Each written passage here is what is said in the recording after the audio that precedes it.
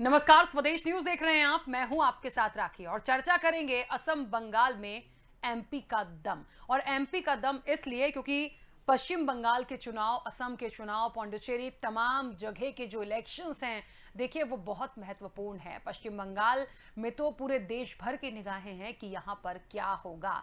ममता दीदी का अपना अलग राजनीतिक अनुभव, उनकी कहानी अलग। कैलाश विजयवर्गीय सहित तमाम दिग्गज, चाहे नरोत्तम मिश्रा, अमित शाह, बहुत सारे लोगों ने रैलियां की हैं। बहुत सारे लोग शुरू से वहां पर जम गए थे। अब देखिए नतीजे कब आएंगे, 2 तारीख को। और ये एक नारा बहुत फेमस हो गया है, 2 मई और दीदी गई। वो क्या होगा वो तो वक्त ही बताएगा। लेकिन हाँ, जो तैयारियां हैं, जो रैलियां हो रही हैं, जो रोड शो हुए हैं, वो कहीं ना कहीं दिखा रहे हैं कि पश्चिम बंगाल का चुनाव और दूसरे स्टेट के चुनाव, असम में सीएम शिवराज क्योंकि पहुंचे, तमाम लोगों को संबोधित किया, कांग्रेस को बहुत उन्होंने निशाने पर लिया है। तो कुल मिला के बहुत महत्वपूर्ण ये इलेक्शन। अब सवाल ये होता है कि ऐसी जगह पर दूसरे स्टेट्स में मध्य प्रदेश के जो दिग्गज हैं, जिन्हें जिम्मेदारी दी गई है, चाहे भारतीय जनता पार्टी के हों, चाहे कांग्रेस के हों, कमलनाथ, दिग्विजय सिंह, इनकी भी महत्वपूर्ण जिम्मेदारी वहां के लिए। कितना कर पाएंगे, मुद्दे कौन से होंगे बंगाल में, वहां की जनता को वो कितना समझ पाए हैं, कितना जानते हैं। जो भी समझ पाए हैं, जो आंकड़े निकाले होंगे वो बात करेंगे। लेकिन हाँ, वहां की जनता को एक तरह से ये बताने की कोशिश इन दिग्गजों की है कि कांग्रेस क्या कहती थी, कांग्रेस ने क्या किया। यानी कुल मिलाकर कमलनाथ के बहाने कांग्रेस की घेराबंदी की पूरी कोशिश भारतीय जनता पार्टी की है। उधर कांग्रेस भी पूरी तरीके से लव जिहाद और दूसरे मुद्दों को लेकर भारतीय जनता पार्टी को घेरने के लिए तैयार है। अब सवाल ये उठता है कि जो मुद्दे हैं यहाँ के, वो कितने वहां जाकर सफल हो पाएंगे। और बंगाल की जो जनता है, असम की जो जनता है, पुडुचेरी की जो जनता है, तमिलनाडु की जो जनता है, और जगह की जो जनता है, वो किस तरह से लेगी, उन्हें किन चीजों से मतलब, वो क्या सोचते हैं। ममता पर विश्वास करेंगे, कमल खिलाएंगे, या फिर कांग्रेस आएगी, या फिर कुछ और होगा। ये बहुत बड़े सवाल हैं। हम विस्तार से चर्चा करेंगे, लेकिन उसके पहले कुछ प्रतिक्रियाएं आई हैं, किसने क्या कुछ कहा है, आइए सुनते हैं। भारतीय जनता पार्टी के पास देश में विकास का कोई मुद्दा नहीं है। उसके पास मुद्दे हैं सिर्फ हिंदू मुसलमान, लव जिहाद, मंदिर। ये मुद्दे उसकी राजनीतिक और आर्थिक समृद्धि का माध्यम बने हुए हैं। पूरा देश इस बात से वाकिफ हो चुका है कि भ्रम की लकीरें अधिक दिनों तक नहीं चलती हैं। बंगाल में भारतीय जनता पार्टी कितना भी जोर लगा ले, भारतीय जनता पार्टी वहां असफल होगी। और जो राजनेता मध्य प्रदेश से वहां भाजपा को लाभ पहुंचाने जा रहे हैं, पहले उनकी कॉन्स्टिट्यूएंसी में उनकी अब हैसियत क्या बची, पहले वो देख दिया जाना चाहिए। यहाँ बड़े बड़े राष्ट्रीय नेता बनकर वहां जा रहे हैं और वे ही जब वीडियो पोस्ट करते हैं अपने अकाउंट से, तो उनकी सभाओं में भीड़ 250, 150 लोगों की होती है, जो कि पार्षद की सभा से भी कमज़ोर होती है। तो अपनी वस्तु स्थिति सरकार में बैठे लोगों को समझ लेना चाहिए कि जब हम मध्य प्रदेश में ही एक बिकाऊ सरकार के रिप्रेजेंटेटिव हैं, तो वहाँ जाकर क्या कर लेंगे। देखिए, कांग्रेस पार्टी केंद्र की हो या राज्य की, दिल्ली की हो या भोपाल की, हर जगह एक जैसा ही हाल है। तुष्टीकरण की नीति, हिंदू विरोध की नीति इनकी लगातार रही है। मुस्लिम परस्त और मुस्लिम वोट बैंक की राजनीति करते रहे। लव जिहाद कानून, जो धर्म स्वतंत्र कानून है, उसका विरोध करने का काम हो, या फिर जिस प्रकार से समर्पण निधि का संग्रह अयोध्या में भगवान श्री राम का मंदिर बनाने के लिए राम भक्त कर रहे थे, उन पर पथराव करने वालों के साथ खड़े होने का काम किया हो, हर मामले में हर जगह कांग्रेस केवल और केवल इस भारतीय संस्कृति का विरोध करती रही है, इस संस्कृति को मानने जानने वालों का विरोध करती रही है और तुष्टीकरण की नीति अपनाती रही है। तो देखा आपने और सुना भी आपने। देखिए एमपी का दम कितना होगा असम और बंगाल में, ये हम प्रचार प्रसार से देख रहे हैं। लेकिन हवा किसकी तरफ है कुछ कहा नहीं जा सकता। सब अपनी अपनी तरफ से पूरी कोशिश कर रहे हैं और जीत का परचम लहराना चाहते हैं। लेकिन जो आरोप प्रत्यारोप हैं, जो मुद्दे हैं, उन्हें जनता कितना समझेगी, बहुत सारे सवाल हैं। सवालों के जवाब लेंगे। स्टूडियो में कई मेहमान हैं। सबसे पहले आपका परिचय करा देते हैं। कांग्रेस का पक्ष रखने के लिए हमारे साथ दीपचंद यादव जी हैं। दीपचंद यादव जी, बहुत स्वागत चर्चा में शामिल होने के लिए। भारतीय जनता पार्टी का पक्ष रखने के लिए चेतन सिंह जी हमारे साथ हैं। चेतन जी, आपका भी बहुत स्वागत है। और राजनीतिक विश्लेषक के रूप में आशीष दुबे जी हमारे साथ हैं। आशीष जी, आपका भी बहुत स्वागत है।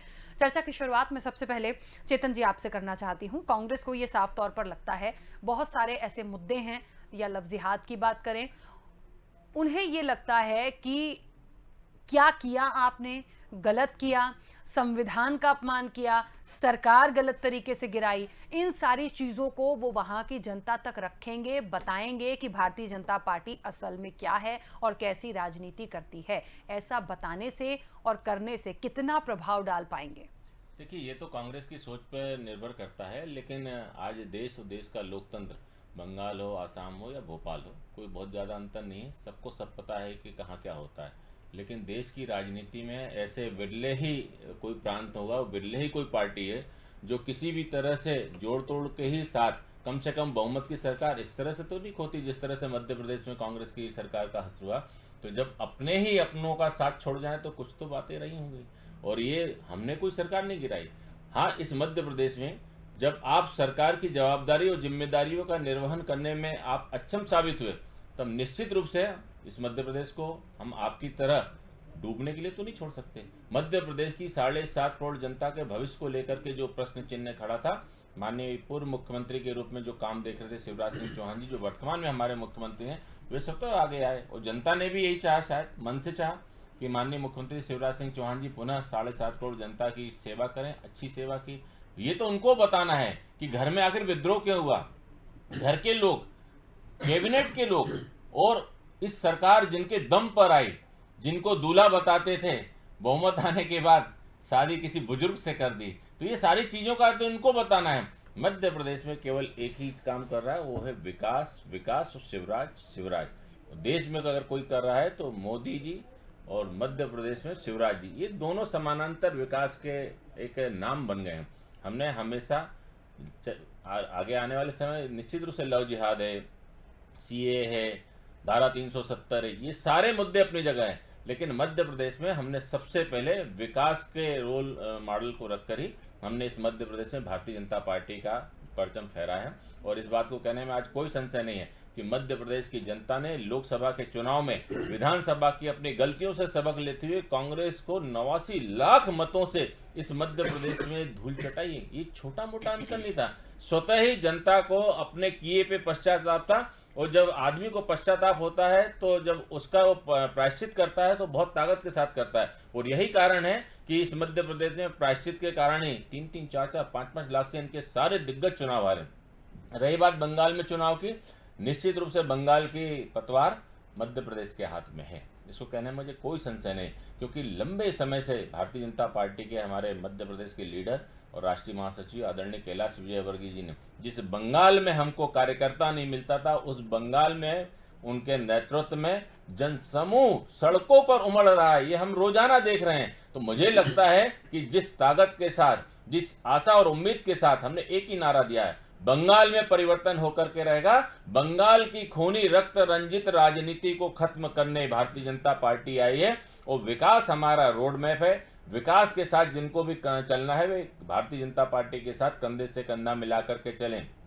टीएमसी हो, कांग्रेस हो, दीदी हो, और भी जितने राजनीतिक दल हो, कम से कम हम हिंदुस्तानियों के साथ मिलकर के तो चुनाव लड़ रहे हैं। हम बांग्लादेशियों के साथ चुनाव नहीं लड़ रहे, हम पाकिस्तानियों के साथ चुनाव नहीं लड़ रहे, हम चाइना के साथ चुनाव नहीं लड़ रहे। आप कल्पना करिए, हिंदुस्तान की 130 करोड़ आबादी, जब आप अपने देश के प्रधानमंत्री का हमारे दुश्मन देश में जाकर के अपमान करते हो तो क्या बीतती होगी।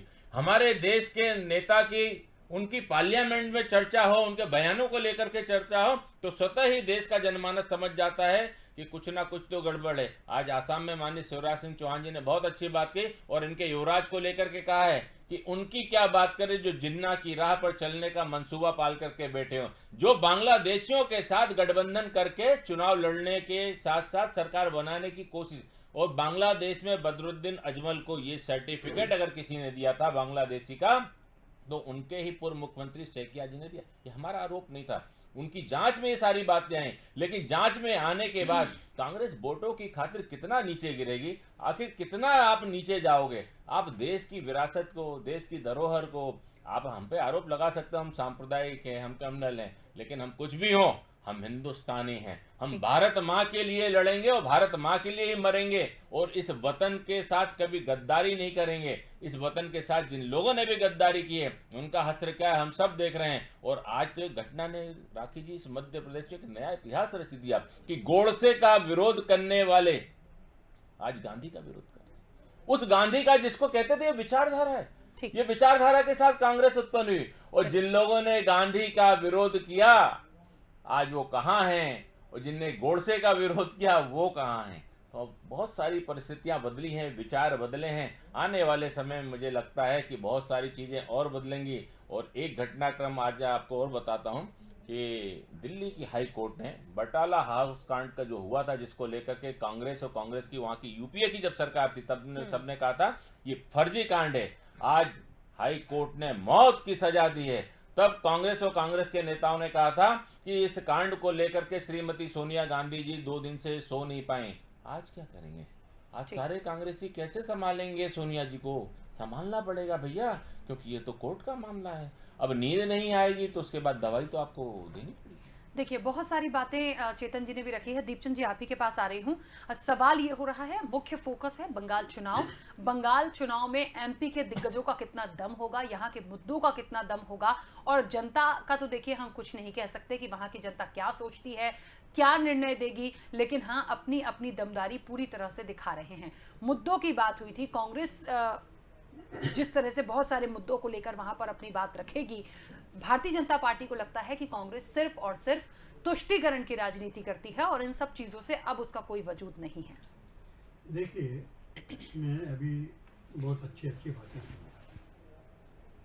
और डेवलपमेंट क्या होता है, विकास की परिभाषा क्या है, ये मेरे आज तक समझ में नहीं आई। जो भारतीय जनता पार्टी की विकास की अगर परिभाषा ये है कि जो चीज़ें हमने 70 साल में बना के दी इस देश के लिए, हमने बड़े बड़े इंडस्ट्री दिए, हमने बड़े बड़े एयरलाइंस और रेलवे और बहुत सी चीज़ें जो दी, और जिससे एम्प्लॉयमेंट हुआ, और हमारा आज देश जिसको हम सेल्फ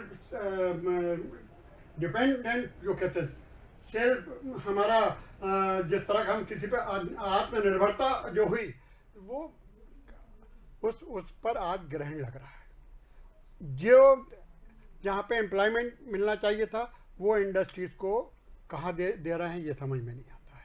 अगर आज मैं ये सवाल पूछना चाहता हूँ कि इसने पिछले 6 साल में और पिछले 16 साल में इस प्रदेश में और देश में कितने इंडस्ट्रीज बनी हैं जिसमें लोगों को रोज़गार मिला हो, जिसके अंदर प्रोडक्शन हो रहा हो, और जिस प्रोडक्शन की वजह से हमारा बिजनेस बढ़ा हो। देखिए, एक इंडस्ट्री बढ़ती है और उसकी वजह से हमारा कितना एग्रीकल्चर कितना बड़ा, हमारा पावर कितना जनरेट हुआ है, ये सब चीज़ तो पूछना पड़ेगा हमको। क्यों नहीं? डेवलपमेंट तो यही होते हैं। डेवलपमेंट ये नहीं होता कि लोगों की भावनाओं को उभार दो, हिंदू मुस्लिम कर दो या लव जिहाद कर दो। ये डेवलपमेंट नहीं, ये सेंटीमेंट से खेलना हो गया। डेवलपमेंट होता है अच्छे इंडस्ट्रीज़ हों, अच्छे एजुकेशन इंस्टीट्यूशंस हों, यहाँ पे अच्छे कनेक्टिविटी, आपका एयर कनेक्टिविटी हो, रेलवे की कनेक्टिविटी हो। आज दुनिया के अंदर सबसे बड़ा अगर रेलवे ट्रैक है, रेलवे डेवलपमेंट हुआ, ये एक दिन में नहीं हो गया। आज की जो एयर कनेक्टिविटी हो रही है एक दिन में नहीं हो गया। इस देश के अंदर आपने देखा होगा सिर्फ मारुति, वो आपका एम्बेसडर और फिएट और कुछ और बनता होगा। आज हर रोज़ नया एक मॉडल कार का आ रहा है। ये डेवलपमेंट होता है। जिस देश के अंदर साइकिल अगर होती थी, गांव में निकल जाती थी तो कहते थे बड़ा आदमी है, आज मोटरसाइकिल, 2 व्हीलर, आज 4 व्हीलर, और रोज़ नई चीज़ें आ रही। ये डेवलपमेंट होता है। ये डेवलपमेंट कैसे हुई? आज हम अगर अब ये बात करें, अभी हम यदि इलेक्शन में विकास की बात देखें, बंगाल की बात देखें, तो क्या लगता है कांग्रेस क्या करे? आप अभी, क्योंकि डेवलपमेंट के बारे में बहुत बात हो रही थी, मैं इसलिए मैं तो करता नहीं, मैं तो बंगाल, कमलनाथ जी और चुनाव पे ही बात करता। लेकिन जब डेवलपमेंट की जब बात होती है तो डेवलपमेंट की बात करते हैं तो मुझे डेवलपमेंट का मीनिंग समझ में नहीं आता। एक चीज़, दूसरी चीज़, अभी बड़ी बात की सरकार बनी हुई गिरा दी। ये मैं अभी आशीष बैठे हुए हैं, दुबे जी बैठे हुए हैं, चेतन भाई बैठे हुए हैं, आप बैठी हुई हैं। मुझे बताइए, देश की आज़ादी के बाद किस प्रदेश के अंदर ऐसा हुआ हो कि यहाँ पर 16 मिनिस्टर बगैर एमएलए के 16 मिनिस्टर बने हों? ये पहली बार हुआ कि आप एमएलए हैं नहीं और 14-15 मिनिस्टर आपने बना के रख दिए और उन्होंने एज ए मिनिस्टर उन्होंने चुनाव लड़ा। तो ये इसको हम क्या कहेंगे? ये डेमोक्रेसी का, ये इस चीज़ का, इसका खुला मजाक नहीं है तो इसको और क्या बोलेंगे? ये मैंने कहा, इसलिए मैं नहीं जाना चाहता कि ये सब मुद्दे वो हैं, ये अलग से बहस का विषय है, इस पर होना चाहिए बहस। लेकिन जहाँ तक कमलनाथ जी का प्रश्न है, बंगाल का प्रश्न है, 5 स्टेट का प्रश्न है, उसके अंदर लोकल मुद्दे अलग होंगे। आप मध्य प्रदेश के मुद्दे और बंगाल के मुद्दे को आप एक साथ लेकर नहीं चल सकते हैं। असम के मुद्दे को लेकर के आप दिल्ली से कंपेयर नहीं कर सकते हैं। आप पौंडीचेरी या केरल या तमिलनाडु के मुद्दों को बंगाल से नहीं जोड़ सकते हैं। हर जगह के अपने स्थानीय अलग अलग मुद्दे होते हैं, अपने स्टेट्स के मुद्दे होते हैं और वहाँ पर उन मुद्दों पर चुनाव लड़ा जा रहा होगा और उन मुद्दों के अंदर हम कहाँ खड़े होते हैं, उन मुद्दों पर भारतीय जनता पार्टी आज राष्ट्रीय है, राष्ट्र के अंदर उनका ये समझिए बोलबाला है। इस वक्त वो बिल्कुल अनक्राउंड किंग है, जिसको हम बोलते हैं ना, वो मान लेते हैं। जो पूरी सब चीज़ों पे एकाधिकार है, चाहे आपका हम न्याय व्यवस्था देख लें, प्रशासन देख लें और दूसरी चीज़ें देख लें, हम उनके ऊपर हमारा एकाधिकार हम करते जा रहे हैं। और एक तरफ हम ये करते जा रहे हैं, एक देश, हर चीज़ में एक मतलब हम फेडरल सिस्टम को ख़त्म करते जा रहे हैं। हमारा पूरा दृष्टिकोण फेडरल सिस्टम, जो जिसके बगैर हिंदुस्तान को हम सर्वाइव नहीं कर सकते, हिंदुस्तान को एक नहीं रख सकते। क्योंकि फेडरल सिस्टम जब बनाया था, फेडरल सिस्टम के पीछे ये बात थी कि इस देश की विभिन्नता में एकता थी। हमारी भाषा अलग थी, हमारे कलर अलग थे, हमारा कम्प्लेक्शन, हमारी मान्यताएं अलग थी। आज हम सबको, अगर आप ये कहें भोपाल में जो मान्यता है, ये ज़रूरी नहीं हो कि वो जाकर के इसमें डिंडोरी के अंदर वही मान्यता हो, वही सिवनी में हो। अलग अलग जगह की मान्यताएं, अलग अलग अपनी जगह चीज़ें। तो इसलिए ये स्टेट्स के अलग अलग समस्याएं हैं। अगर यहाँ के हम माने पीने की पानी की जैसे अगर समस्या है, ज़रूरी नहीं है कि वो उसकी पाकिस्तान में वो ये पाकिस्तान की बात करते हैं। इनका हर मामला कभी पाकिस्तान की तरफ चला जाता है, कभी जिन्ना की तरफ चला जाता है। अरे भाई, जिन्ना और पाकिस्तान, इमरान खान को उनको अपने रहने दो। आज हिंदुस्तान में है, आप हिंदुस्तान की बात करिए ना। आपको कांग्रेस को गाली देना है, आप उन लोगों का नाम ले देते हैं। ये एक आखिर कर क्या रहे हैं आप लोग? ये आप देश को, जनता को किस तरह से भ्रमित कर रहे हैं। ये सब चीज़ों पर हमको ध्यान देने की ज़रूरत है, बड़ी गंभीरता से, क्योंकि राष्ट्र ऐसे नहीं चलते हैं। हम सिर्फ भाषणबाजी से, हम भावनाओं से खेल के हम राष्ट्र नहीं चलाते हैं। अगर राष्ट्र को लिया विकास की बात करते हैं तो आपको क्रांतियाँ लाना पड़ेंगी, आपको श्वेत क्रांति लाना पड़ेगी, आपको हरित क्रांति लाना पड़ेगी, आपको ऑटोमोबाइल क्रांति लाना पड़ेगी, आपको संचार क्रांति लाना पड़ेगी। आज आप जिस तरह से देश बढ़ता जा रहा है, पॉपुलेशन बढ़ती है, कल तक आप प्लांटेशन की बुराई करते थे। कल तक आप जिन चीज़ों की संजय गांधी के 5 सूत्री प्रोग्राम था, उनका बीजेपी आरएसएस पूरा पीछे पड़ गया था कि ये तो हो रहा। आज आपको उन्हीं बातों को लेकर के आगे बढ़ना पड़ रहा है। आज हम एक पेड़ की बात कर रहे हैं, हम पेड़ लगाने की बात कर रहे हैं, तो ये आप किस तरफ जा रहे हैं, ये सिर्फ सोचना पड़ेगा।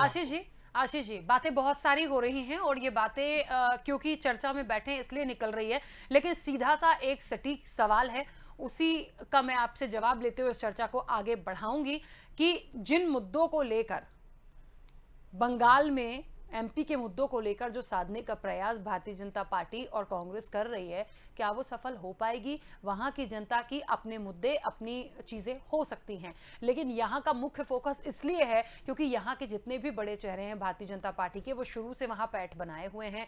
कमलनाथ और दिग्विजय सिंह, इनकी भी अपनी जिम्मेदारी कांग्रेस के रूप में इन्हें दी गई है। तो निश्चित तौर पर भारतीय जनता पार्टी कमलनाथ के बहाने ही कांग्रेस की घेराबंदी वहां कर सकती है कि कमलनाथ ने क्या कहा था, वो कैसे रहे, कितना हुआ। ये बहुत सारे मुद्दे हैं जो वहां चर्चा का विषय जरूर बनेंगे। हो सकता है बने, लेकिन मुझे नहीं लगता कि, क्योंकि बंगाल का जो कल्चर है, बंगाल की जो ज़रूरतें हैं और बंगाल की जो राजनीति है वो मध्य प्रदेश से बिल्कुल अलग है। और वहाँ अगर ये नेता जाते भी हैं तो इनकी पहचान कितनी और स्वीकार्यता कितनी, ये भी सोचने की बात है। शिवराज सिंह चौहान वहाँ बहुत लोकप्रिय तो नहीं हो सकते, दिग्विजय सिंह वहाँ लोकप्रिय नहीं हो सकते, कमलनाथ का पर एक टैग है वो बंगाल के हैं, वो बंगाल के नहीं है उस तरह से जिस तरह का बताया जाता है। उनका जो ओरिजिन है वो उत्तर प्रदेश का है। तो ये सारी चीज़ें मुझे नहीं लगता, क्योंकि बंगाल में जो राजनीति है वो भाजपा और ममता बनर्जी यानी तृणमूल कांग्रेस के बीच में पूरी तरह से फोकस्ड है अभी। और कांग्रेस की यदि हम लोग बात कर रहे हैं तो कांग्रेस अभी वहाँ मुकाबले में कहाँ पर है। कांग्रेस का कोई कैंपेन नहीं है, कोई नेता वहाँ गया नहीं है। कांग्रेस हाईकमान ने आज तक बंगाल के बारे में कोई शब्द नहीं बोला है, कोई स्ट्रेटेजी नहीं समझ आई है वहाँ। ठीक है, कार्यकर्ता उनके विधायक उनके टिकट बट रहे हैं वहाँ पे, अधीर रंजन चौधरी वहाँ अकेले हैं। तो कांग्रेस का वहाँ पहले तो मुकाबले में आना जरूरी होगा। हाईकमान की तरफ से कांग्रेस के बड़े नेता जब वहाँ मुकाबले में आएंगे तब कमलनाथ और दिग्विजय सिंह का वहाँ क्या रोल होगा, वो तो एक छोटा सा एक मुझे लगता है कि जैसे सबकी ड्यूटी होती है उस तरह इनकी ड्यूटी भी होगी। लेकिन कांग्रेस को मुकाबले में आने के लिए पहले तो हाईकमान के स्तर पे अपनी रणनीतियों को स्पष्ट करना होगा, उसके बाद मुझे लगता है कि कोई चीज़ बनेगी। और ये ज़रूर है कि कांग्रेस ने वहाँ पर जो एक अलायंस किया है फुरफुरा शरीफ के जो उनके वो हैं उनके साथ, वो एक अलायंस ऐसा है जो तृणमूल कांग्रेस को दिक्कत दे सकता है। जो बीजेपी के भी जो कुछ संभावनाएं जो हैं वहाँ पर उस वर्ग के वोटों के लिए वो थोड़ी सी प्रभावित हो सकती हैं। वो एक अलायंस अच्छा है क्योंकि वो तृणमूल कांग्रेस का काफ़ी मददगार रहा है पिछले 2 चुनाव में, लेकिन उससे कोई बाजी पलट जाएगी मुझे नहीं लगता। बीजेपी ने वहाँ जिस तरह से अपना विस्तार किया है और बीजेपी जिस तरह से वहाँ फाइट में आई है, 3 या 4 विधायकों की पार्टी वहाँ जिस तरह से फाइट में आई है, वो बहुत काबिले गौर चीज़ है। उसको देखना चाहिए कांग्रेस को कि वो किस तरह से वहाँ पर लड़ाई लड़ रहे हैं। लेकिन अभी प्रत्याशियों की जो बात आई है, बीजेपी के साथ मॉब तो नज़र आता है, भीड़ नज़र आती है, प्रत्याशियों को लेकर बीजेपी के साथ दिक्कत है। और वो स्वाभाविक इसलिए हो सकती है कि बीजेपी वहाँ पर जमी हुई पार्टी नहीं है, उसके बावजूद उसने इतना बड़ा वहाँ पर एक सीन खड़ा किया है। ये संगठन के हिसाब से बहुत बड़ी बात है, क्योंकि बीजेपी को अपने सांसदों को वहाँ चुनाव लड़ाना पड़ रहा है। तो ये ठीक है, बीजेपी वहाँ जड़ें जमा रही है, लेकिन मैं मान के चलता हूँ कि वहाँ जो भी रिजल्ट होगा, बीजेपी वहाँ या तो नंबर 1 होगी या नंबर 2 होगी। कांग्रेस वामदल की कोई भूमिका उसके बाद ही होगी। बिल्कुल ठीक है चेतन जी। अब सवाल ये उठता है कि देखिए, एक बात आशीष जी ने भी बोला कि बहुत ज़्यादा लोकप्रियता वहाँ इन दिग्गजों की हो, चाहे कांग्रेस हो चाहे भारतीय जनता पार्टी हो, ये बहुत ज़रूरी नहीं है। और ये बहुत फैक्ट बात भी है, क्योंकि देखिए पश्चिम बंगाल का चुनाव, दूसरे स्टेट का चुनाव, जैसे असम की कमान शिवराज सिंह चौहान पर है, लेकिन वो गए भी, वो मिले भी, वो बात भी कर रहे हैं, वो कांग्रेस पर जो उनको जितनी चीज़ें बोलनी है वो भी बोल रहे हैं। अच्छा है, आप करिए, लेकिन एक बात बहुत ज़रूरी है, मुद्दे बहुत महत्वपूर्ण होते हैं और देश के, प्रदेश के, स्टेट के विकास के लिए जहां से आप हो वो बहुत सारी चीज़ें महत्वपूर्ण होती हैं। ऐसे में क्या होगा, मैं बार बार बोल रही हूँ कि क्या होगा ये जनता जनार्दन को तय करना है।